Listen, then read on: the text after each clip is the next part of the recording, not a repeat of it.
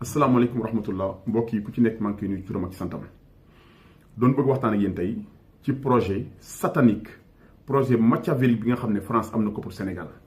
te daanaka mun naa ne projet bi mat na ba pare li leen dese tuuti la rek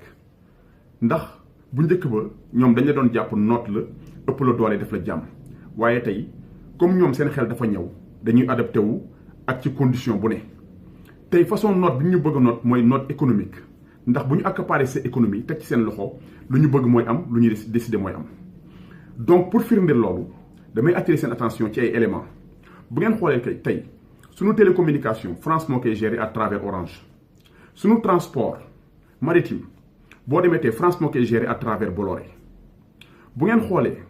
ba ci suñu transport terrestre autoroute yi boo leen xoolee tey France moo koy gérer à travers Eiffage ba ci train express bi nga xam ne mu ngi ñëw France moo koy gérer à travers Alstom loolu pareeguñ ci bu ngeen xoolee suñu secteur bancaire banque yi gën a yu ëpp doole Sénégal mooy ñoom Société Générale te France leen moom donc France aussi mooy gérer suñu secteur bancaire à travers ay BICIS et Société Générale donc ñu ne ñoom du ñu yem foofu suñu transport aérien ñoom ñoo koy gérer à travers Air France Corsair ndax Air France ak Corsair li ñu am Afrique amuñu ko feneen n'est-ce pas ba ci suñu monnaie bu ñu utiliser France moo koy gérer n'est-ce pas ñëpp d'accord nañ ci li ma wax ok donc léegi loolu mooy lan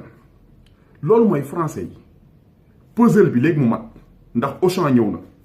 commerce de proximité bi sax Auchan jël na ko suñu boutiquiers yi nga xam ne seen boutique yi ndaw lañu yor yaakaar ci pour dundal seen jaboot maire yi nga xam ne seen table lañu yor yaakaar ci pour dundal seen jaboot Auchan ñëw na di jaay moins cher mais Auchan day jaay à perte ndax Auchan am na doole wu jaay à perte le temps mu jël marché bi yépp n'est-ce pas donc ñoom yabatuñu foofu sax dañ ne léegi nañu sax rey suñu commerce de proximité yi nañ leen rey à travers Auchan te projet bi ma leen wax ñoom ñu ngi ci te projet bi léegi mu mat n'est-ce pas léegi dem nañ sax ba ci ndox mi ñu ne ndox mi Suez moo ko war a jël wala jël na ko waa léegi fan lañ jëm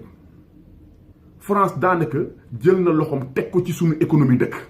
di gérer économie d'un bout à l'autre léegi ñun ban kàddu lañu am ban souveraineté lañu am bëggatuma sax dégg ñuy waxu souveraineté nous ne sommes pas souverains gis ngeen li ñu bëgg bis bu amee te léegi mu mat wax naa leen ko jaratul sax nit di jur doom Sénégal ndax boo fa juree doom ci njaam lay juddu ci njaam lay màgg ci njaam lay dee maa ko wax et puis c'est la vérité donc nañu yeewu ñun Sénégal nañu yeewu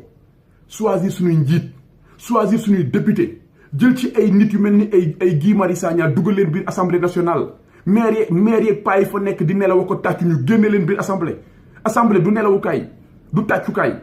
donc nañu choisir suñuy député choisir suñuy njiit c'est très important li ma leen di wax nii nañ jël suñu destin en main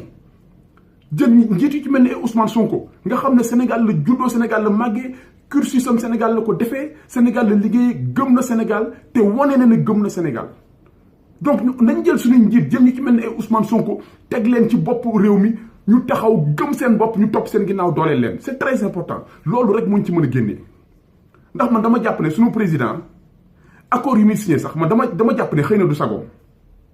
est-ce que jëluñu ko en otage non mais c'est vrai la question se pose est-ce que jëluñu suñu président en otage parce que moom accord yu muy signé moom moo leen gën a xam moo ñu gën a xam ne accord yooyu du suñu avantage quand même président Macky Sall am na quand même un certain niveau donc xam na ne du suñu avantage te pourtant mu ngi leen di signé donc la question se pose est-ce que suñu président jëluñu ko en otage APE yi nga xam ne signé nañ ko accord de partenariat économique bi mais ñëpp xam nañ ne baaxul ci ñun parce que comment tu peux faire face à des multinationales étrangères yoo xam ne ñoo la gën a outillé ñoo la ëpp doole mais c'est même pas possible am na loo xam ne c'est même pas rationnel donc à un moment donné la question se pose léegi nag ñun bu ñu jàppale suñu bopp kenn du ñu jàppale bu ñu jàppale suñu bopp kenn du ñu jàppale donc jeunesse bi dama leen di ñaax ngeen gëm seen bopp ngeen génn waxuma kenn mu saaga wala mu xeex wala mu def soulèvement ndax lépp looy def ci àdduna jàmm moo ko gën voilà y a des combats am na ay combats pacifiques yoo xam ne mën nga leen mener ba atteindre sa objectif qu'on se laisse pas faire na jeunesse bi génn tànn seen njiit koo xam nañ ne kii gëm na réew mi ñu teg ko ci bopp réew mi dooleel ko Sénégal jëm kanam c'est très important ndax mobilisation mën nañu mobiliser wu parce que bu nawetaan yi jotee stade yi day fees dell bu lamb amee stade yi day fees dell keroog combat Balla Gaye bi ak Gris Bordeaux bi amitié dafa fees dell